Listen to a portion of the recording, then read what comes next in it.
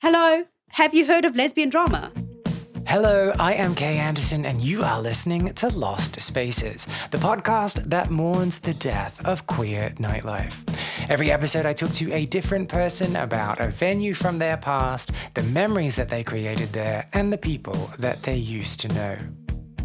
Now, the more conversations that I'm having for this podcast, the more I hear about a very real and very serious affliction on our community, and that is lesbian drama. A few guests have now talked to me all about this phenomenon, and at first I brushed it off, but the more I heard about it, the more I wanted to know. I googled lesbian drama, and all it threw up was a list of films that I should watch on Netflix. But after digging a little bit deeper, I found the Urbandictionary definition, which is drama caused by lesbians in their community because they don't know how to behave like adults. Now, it's probably a little more nuanced than that, but that gives us a bit of a flavour of what we will be covering in today's episode. I am delighted to have been joined by the TV presenter, actor, and media personality, Sade Giliberti, who is taking Lost Spaces on its very first trip to South Africa. We got up to talk all about the Johannesburg bar Ramp Divas, and in the course of our conversation, I got to find out all about Sade's past life as a child beauty queen, what it felt like to be outed in the media, and navigating that tricky lesbian drama.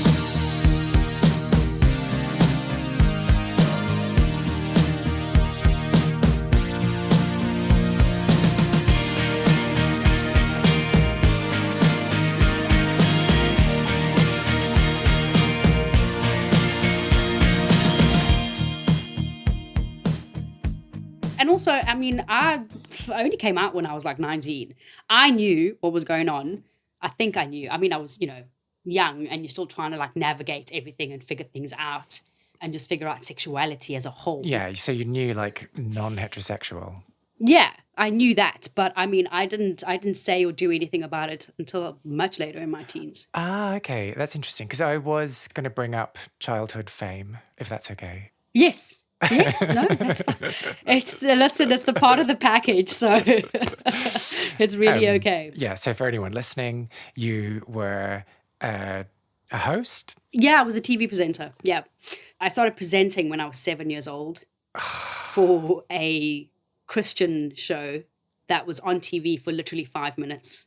So I think I was on telly for about 30 seconds at a time. And I did that until I was 9 years old. And in between all of this, I was like a child model. So I used to do modeling. Yeah. Strike a pose for me quickly. Show me. I said child model. You must have some moves. Oh, yeah. Oh, you got it. Uh-huh. Mm-hmm. Yeah, got it. But yeah, so I did that. I did modeling until I was about 11 years old, because then I got to that awkward pubescent phase where you start growing and then you don't fit in 11-year-old's clothing, but you're too young to model with the 16-year-olds. So I stopped modeling because it just got weird. But I thoroughly enjoyed it. My mum always got me into pageants, which I absolutely hated. So I always had to, I know. You're a pageant kid. I am. So is that like a thing? Yeah, in toddlers South and Africa? tiaras, yeah. I just thought it was just America. No, it's a thing. I don't know if it's still a thing now, but it was a thing in the 90s. It was huge in the 90s. And we had this very famous one called Miss Tinkerbell, that all the kids wanted to be Miss Tinkerbell, which I ended up hosting, which was hilarious because I used to be in the pageant and then I became the host of the pageant. I so that want was to be hilarious. Miss Tinkerbell. What values do you have to exhibit? You have to be confident. You have to have a skill. I'm out. Yeah, it was one of those, exactly. It was basically like an American one. Do you know what I mean? Can you backflip and be confident at the same time? Amazing. And then there was like Little Miss South Africa, and different places around the country had little pageants for like their different things. Like there was mall pageants and there was like, I don't know, casino pageants, and there were just so many pageants. So I get the sense that you think they're gross, but looking back now, can you see the value in doing them? No. Oh, okay. Wow. No. Okay, no, I was a bit harsh there. I think there is an element of maybe that confidence of standing in front of people and performing in front of people that I think any kid could do with, because it kind of breaks away a little bit of shyness. But I think the pressure behind it and what is expected of you from such a young age is ridiculous. I don't think it is okay to, this is going to sound terrible, tart your child up at the age of 5 to do something. Look, unless they want to, different story. But there's a funny thing about consent. it is, yeah, there is a funny thing about consent, because also where does it come from, really? You know? So there's a weird feeling inside of me when it comes to kid pageants, like children pageants and toddlers and tiaras and all of that kind of stuff. I just don't know how I feel about it. I hated every minute of it, to be honest. But that was because I just wanted to be rollerblading, skateboarding, climbing trees, playing, having a good time. I didn't want to be in some frou-frou pink dress and high socks with my hair up in an updo and pink lipstick on.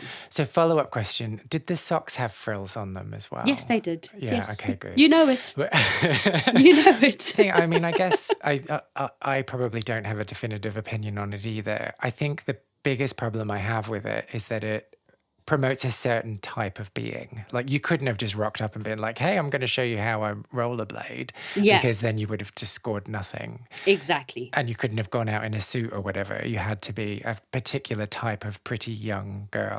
Exactly. That's where and it's your a bit answers shit. had to be a particular way. You were coached in how you spoke, and you were coached in how you answered questions, and you were coached in you know, when they say to you, like, what do you want to be when you grow up? You were coached into that. So you couldn't even say what you really wanted to be. You had to be like, oh, I want to save the world and be a doctor, and I want to end child, poverty, and I want to. So yeah, who wants to do that? That makes you go, oh, yes, future Miss South Africa in our hands. That's amazing. Which, again, isn't bad, but where's the truth in it all? Do you know what I mean? So, but I went off there. So let's veer back. Yes. So I did all of those things. And then when I was 11, I did an audition for one of the biggest youth shows in the country. And I worked on that show. It was called Yo TV. And we had many different umbrellas and many different shows under that brand that we did. And I worked on there for 10 years. And that was my claim to fame. What age? Between 10 and 11, I joined. And I left when I was 21. Wow. What a formative time of your life. Sorry, that's a really obvious thing to say. But did having the fame impact the way you processed your queerness? Not at all. Not at all, because I just processed all of that internally.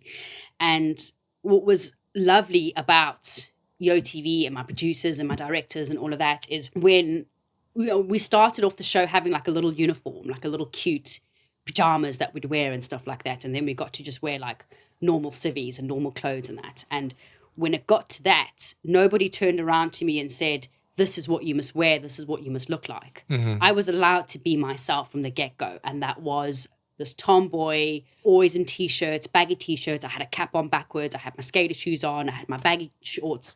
And I was just allowed to be myself. And in allowing me to be myself also allowed me to, I think, in essence, process who I was and process so many questions that I was having because, I ended up going to an all-girls high school. And being in an all-girls high school, when you go out with your mates on the weekend or you go like clubbing or for drinks or whatever the story is, I couldn't be myself. I couldn't be this tomboyish girl in a T-shirt and a cap backwards because all my friends were like prissy girls. So I had to mold myself into this prissy world. But then on Yo TV, I could absolutely be myself. So I was living like this double life, which was very confusing for me because obviously being on TV, I'm having makeup put on me almost every single day. And you kind of see elements of, oh, okay, that's quite nice. Or I like this or I like that. So obviously I started playing with makeup in general. Mm-hmm. But then when it came to clothing, all I ever wanted to be was just be myself and just be this tomboy.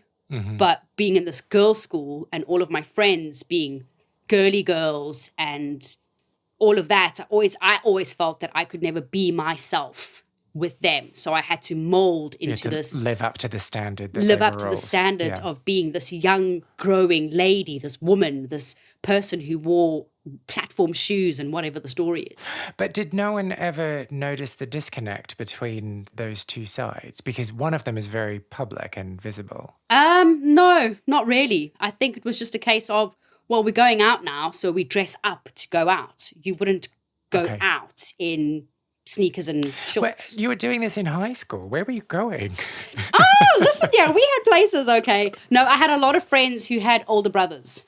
So they would get us into a lot of places. And most of my friends' brothers were like DJs or into that kind of stuff. So we would find our ways into places we shouldn't have been in. Ah, okay.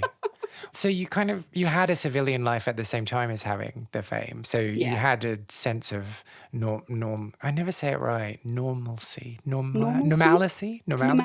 It's normalcy? Normality? You had average childhood. Yeah. Yeah, I did.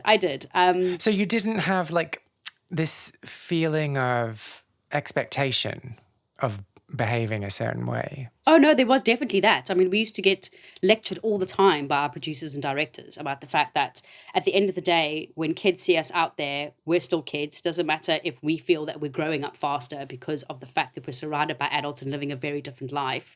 So in Element, we were growing up faster than just your average kids. We were making money before a lot of our peers were making money.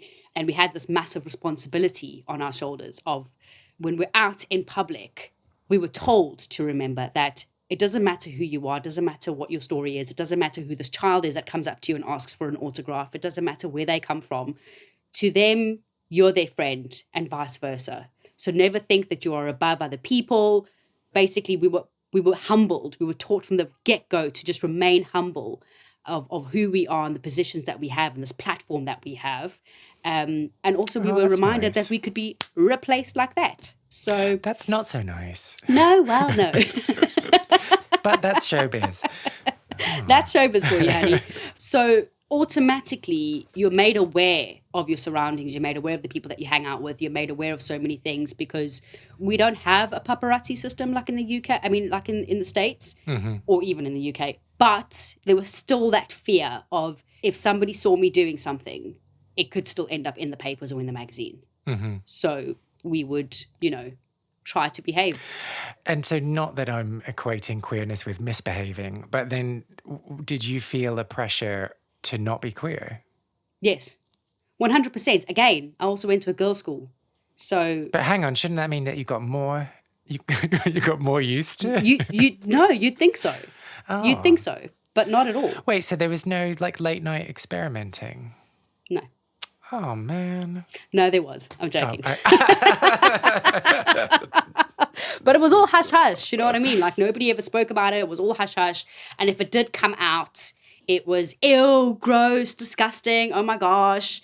And then you were teased and mocked and, oh, that one's a lesbian. And I heard how people spoke about other girls who possibly may have been queer or weren't even at all. And I just heard like how people spoke about it. And I just thought, oh gosh, that's horrible. And I really don't want to be on the end of that. Yeah. So I just kept it to myself. And the odd few that I think there was one or two people by the time I got to the end of high school who knew that I was, within school, I mean, who knew that I was gay. But everyone else, I just really kept it quiet. And I tried to live this heteronormative lifestyle, boyfriends and all of that thing. And yeah, it was only after I finished high school, once I'd graduated high school, that I told everyone. Once I graduated school, I just did me. I didn't have to, and once I told everyone that I needed to tell, I didn't care anymore. So I just lived my life. I didn't come out to the public until much later. Actually, I was outed. Yeah, I didn't even get to come out to the public. I was outed in the magazine. What happened? I was going to host the South African version of So You Think You Can Dance in 2008. And I did an interview with a woman from a magazine, a journalist from a magazine who herself was lesbian. And I knew of her and I'd seen her at the odd, bar or whatever the story is. And the interview had nothing to do with my sexuality. It had to do with this show. It was a obviously it's a massive concept. It comes to South Africa. I was going to host it. And she just randomly threw in a question about my sexuality in there. And I was like, this has got nothing to do with anything. She's like, oh, no, don't worry. It's kind of off the record. But it wasn't. And it ended up being in the article. And it caused a bit of a stir in the sense that, like, Nigel Lithgow, who created So You Think You Can Dance, like, I had to have a meeting with him because he was like, are you talking about your personal life? And I was like, I didn't talk about my personal life, like, and he was like, look, nobody cares, like, about your sexuality, but, like, try and keep it out, blah, blah, blah. Because the whole point of the article was to boost this new show. Yes, yeah. My dad was in a tiz about it because he was just like so worried about my safety and about me losing work because South Africa just wasn't there yet with regards to, like, fully accepting lesbian people. We were having major hate crimes against lesbians, especially in the townships and in the more rural areas. And my dad was like, people know you can't walk the street without anybody stopping you. Like, this could be bad. So he was really worried. And he was like, what if you don't get any more work? Thankfully, nothing happened. Everything was fine.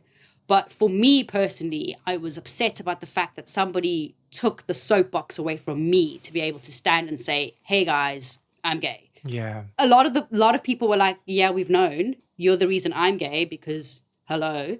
And then Because the gay agenda, yeah. like, hello, like gaydar, like I saw you and I saw me and I thought, hey, we're one in the same. That's amazing. And look at her being gay on TV. And I didn't realize. So all of this started coming up. And then all of a sudden I was like one of the big gay icons of the country. And I had no idea that I had so much support from so many people within the community. But that's because I kind of kept this to myself. You know what I mean? So let's just take one step back. Did you make that conscious decision, I am not going to come out in my professional life? I felt like it wasn't important. Okay. At the time, I just thought it's not important for me to do so. Those who know. Those who see me out at gay clubs know. What I do at work is different to anything else. That's my job. It's my livelihood and I love it and I enjoy being on screen, but it's also just my job. And until somebody makes it about my sexuality, I have no reason to bring it up. Do you still feel that way? No, because now I own it completely. Do you know what I mean? That was almost 12 years ago. I've grown up so much since then and I completely own who I am, that if you don't know and you want to know, I will tell you. And if it's going to be the reason you're not going to hire me, shame on you. And I'll move on with my life. So, shall we talk about being out at the club? Okay, let's do it. And talk about ramp divas. Oh my God, yes. So first of all, what is this name? I don't really understand. Ramp. I don't know. I don't understand it either. But let me give you some context on it. The place used to be called Ramps. So ramp is like a person or? No. Is there a ramp to go in? No, there isn't. Look, this place was in the dodgy side of the east of Johannesburg. I can't give you a reason as to why it was called anything. But basically, it used to be a normal heterosexual club that people used to frequent. Ooh. Let's not equate normal with heterosexual. Oh, yes, they're not normal. Sorry. No, you're absolutely right. Okay, you're right. It used to be this weird heterosexual place. Normal in inverted commas then. Okay, no, let me start that again. So it used to be just a straight up heterosexual place that people used to go to when I was in high school. And I think it was called Ramps, or maybe just Ramp, or The Ramp. I can't remember. Tramps. That's what it was called. Yes, that was the name. It was called Tramps. So did the T drop off the sign and they just were like, oh, let's just go with it? Yeah, probably did, to be fair. Honestly, it probably did. So they got rid of the T and then they just added divas. So it became Ramp Divas. Okay. They were like, we're not going to buy a new sign. We're just going to spend money on a small little sign. And that's going to be the divas. Put it on the end. Yeah, that's what they did. And I actually used to go to Tramps when I was in high school, and I could sneak in past the bouncer who always used to catch me out and carry me out, which was always embarrassing, but I always snuck back in. I don't know why I put myself through that, but I did it. And then Ramp Divas became a thing. And it was known as, honestly, if I had to explain to you where this club was, it was like on the side of the motorway with like this dodgy, dusty parking lot. And it was just this warehouse. Like, there it was. boom, this warehouse. And were there other buildings around it, or was it just... No. It was like in a mini industrial area. Uh-huh. And honestly, Ramp Divas became a haven for so many people because Johannesburg just didn't have a lot of places to go to. And the ones that did pop up wouldn't last very long, and then they'd like slowly dissipate, or like, you know, there'd be pop-up bars or pop-up parties, but like Ramps was there. It was like, it wasn't going anywhere. It was this warehouse. It was there. And it was dodgy and dingy and dirty and fabulous. So then you've talked about going there when it was a filthy heterosexual place. Do you remember the first time you went there after it became Ramp Divas? I do remember. And I mean, I say I do remember, probably vaguely. I mean, you know, there's a little bit of a memory there. You can embellish, it's fine. We're friends. It was exactly the same setup. They literally did not change anything. They just kind of took over the old club and, you know, like slapped I said, a diva sticker on it. Yeah, slapped a diva sticker on it, got rid of the T, and we're like, boom, it's a new place.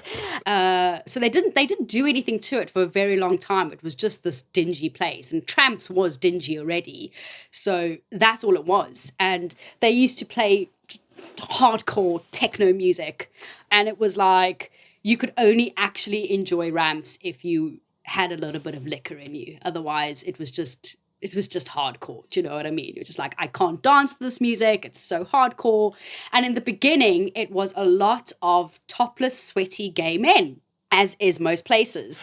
And slowly but surely the lesbians were like, no, we come party here too. You know what I mean? We don't have anywhere else to go. So it just became a full-on LGBT club, but everyone was invited. It didn't matter what your background was, what your creed was, what your color was, whether you were gay, whether you were straight, nobody cared. Everyone came to Ramps to party, and it would stay open until the sun came up. And that's what everybody loved the most about it. And so this thing about the clientele shifting over time, was that a conscious effort from the owners, or was it the lesbian mafia again? I think it was probably the lesbian mafia. But I also think it was just word of mouth. Because like I said, we didn't have a lot of places to go to. And it was the one place, again, that you know, if you went out for a couple of drinks at a bar, you could always go to Ramps for that end of the night. We're going to dance until 3:00 in the morning because I don't want to go home. And I've had a couple of tequilas and I feel good. Let's go there. It was just like this amazing haven. Like I said, it was dodgy. There was drugs. There was fights. There was a lot of crazy things going on. But if you looked aside from all of that, it was just a good time. So I've just written down fights and I've just written down drugs, and I'm going to be asking follow-up questions. The thing I wanted to ask, though, I am fascinated by the fact that certain clubs just become the place to go to. And it doesn't seem like by design, it seems to be by accident. Yeah. And it seems to be like this magic in the bricks. Do you have any insights? Like, what were the special ingredients at Ramp Divas that made it feel that way? It made it feel like home. Everyone always had a good time there. The drinks were relatively cheap, so you could go out and have a good time without having to fork out an insane amount of money going to some bougie club.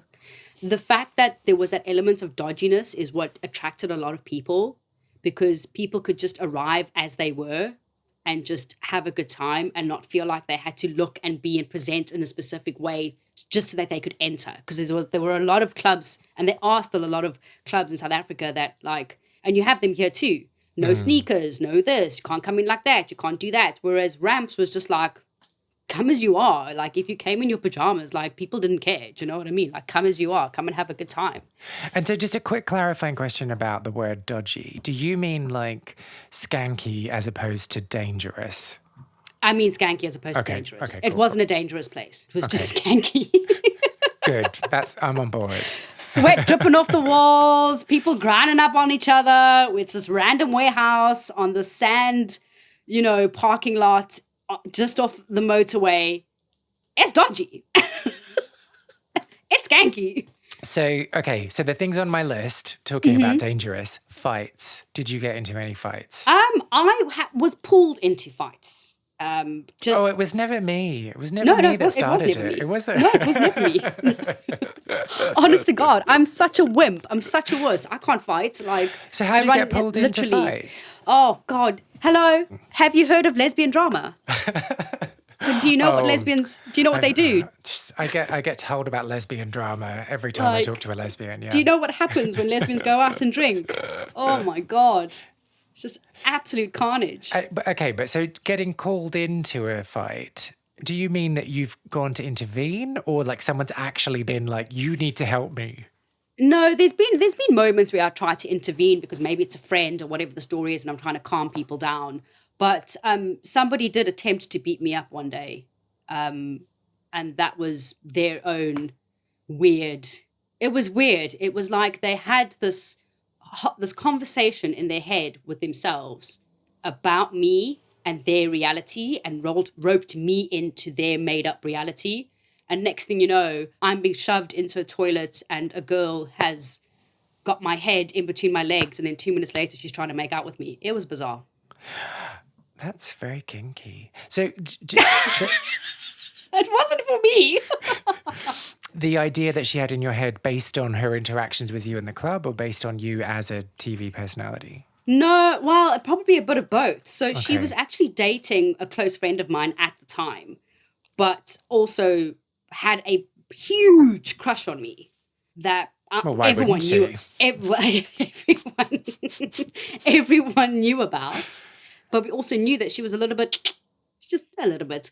And then, so she just basically came up to me this one night, and we hadn't been speaking because I basically said to my friend, y'all are crazy, so I'm going to do me and you do you, and we're good.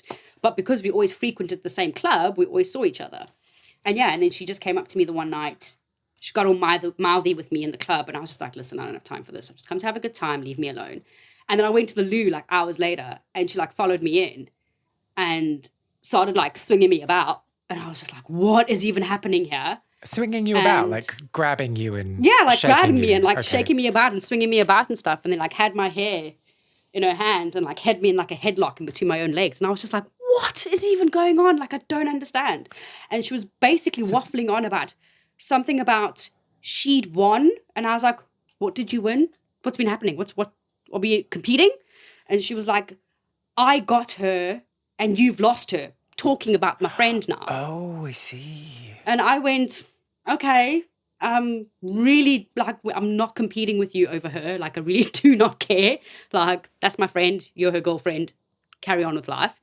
And then got angry because I wasn't reciprocating whatever mumbo jumbo she was going on about. Carried on shaking me about, and then tried to kiss me. And then I was just like, what is even happening here? Wow. So I pushed her off me, and I was just like, girl, you batshit. I gotta go. Like, this is crazy. And so where did you go for your second date? We just went out to the car park. Oh gosh. So that was probably one of the biggest and first fights I've ever been in, and I still to this day don't understand what happened. I hate when people start dating someone and then they want you to meet them. Right? And this competition. I mean, come on now. Yeah, I hate calm down. like having to being in a situation where you're forced to be friends with someone who you wouldn't be friends with because they're dating someone that you know. Exactly. I'm such a bitch. This is so selfish, but like, yeah, it's like no, but you're absolutely spot on. Do you know what I mean? And there was my friend dating this crazy person. Oh, and then the worst part is that the whole time that the stuff is happening, my friend is standing outside the door, and she's not intervening. She's just standing there. But wait, so were you in a cubicle or were in you a cubicle? In the toilet? Okay, and Right? Was she like holding her bag or something? To this day, I still don't know. Oh, that's so weird. I still don't know. And then it gets better. A week later, I was in a car accident. So I had and it two was her black who eyes. hit you. No, sorry. Yeah. Well, that was it. So I had two black eyes, and she told people that she beat me up the week before, and that's why I had two black eyes. I've never laughed so much in my entire life. Honestly, it was the best story ever. So let's maybe not talk about her for too long. No. That's done now. Please, can we move on? Okay, so we're not naming and shaming her. Nah. So, okay, pointless. so in this period of time when you'd come out, but you'd not come out in the public eye and you were going to Ramp Divas, how did people respond to you? People knew me. So people were very happy to see me and excited to see me. And it was just, I never got any flack or backlash or anything like that. There was always the odd lesbian who was like, my girlfriend's so in love with you. You cause problems in my life. And I was just like, cool, I don't know you or your girlfriend. I'm so sorry. But at the same time, it was just always great because I just had so many people who just told me how much I meant to them. And if it wasn't for me being on telly and just being authentically myself, they probably would have never been authentically themselves and accepted who they were and come out and gone on the journey. And they were just like, so having those moments and having those conversations were always just great for me. So people always just accepted me for who I am and were always thrilled to see me. So I was, it was always photographs and all of that kind of stuff. And it was great. I was crunk half the time. So, I was 21, 22, 23. How evolved did your bullshit detector become? Like, were there people who were only interested in you because of the fame? Oh, 100%. Yeah, 100%. But I didn't let them into my friendship circle. But how do you, like, what are the signs? I'm just a very intuitive person.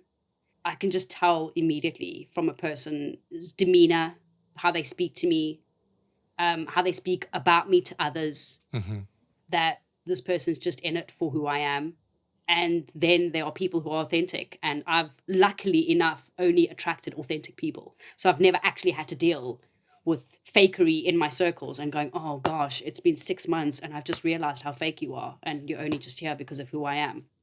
I've not had that. Oh, that's good. Does mean there's less stories for this podcast, though. Oh, I'm so sorry. But I just don't have time for it. I never had time for it then, and I just don't have time for it now. Do you know what I mean? Like, you either like me for who I am, and if you're with me because of who I am in a public sphere, then we're not meant to be friends. I just don't have time for it. But like people's motivations are never that black and white, first of all. And also there are different grades of ambition around that kind of thing, isn't there? No, of course. And I also think that you possibly can't tell, but, we were all young. This was a place I frequented in my early 20s.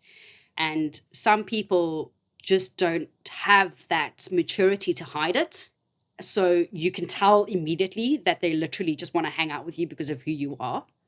And in essence, with those people, I only ever saw them at the club. So they never really penetrated my personal life.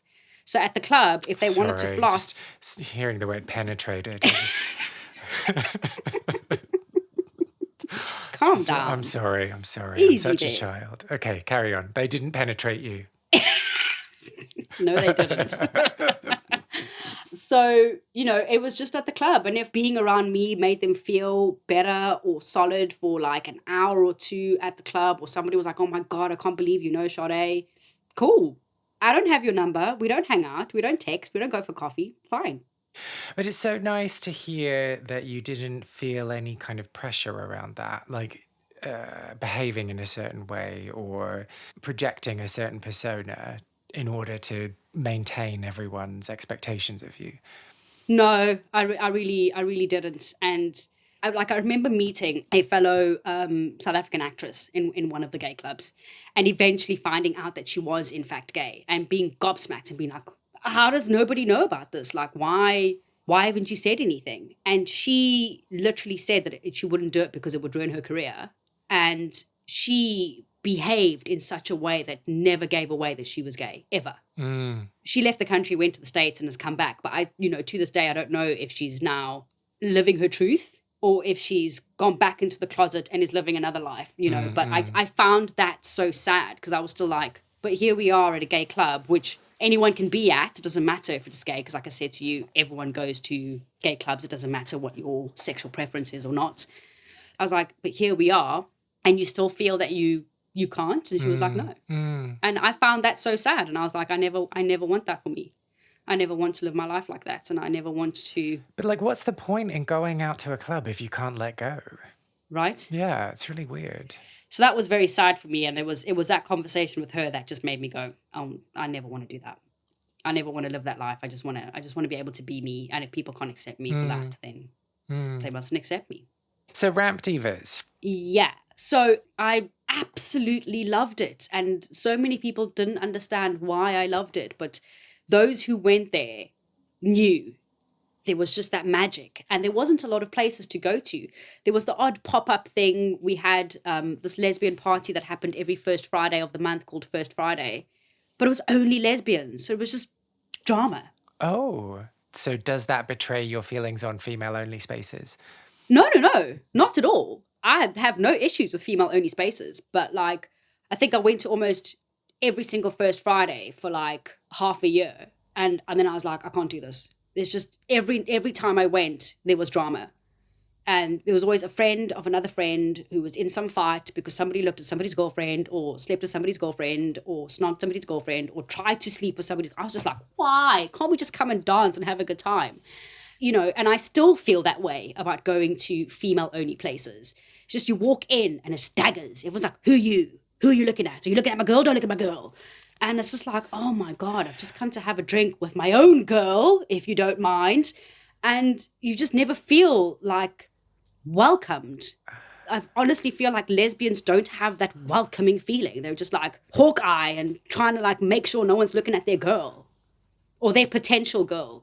So it's more of a protective vibe rather than a heightened sexual tension. Yeah, which I think is just completely unnecessary.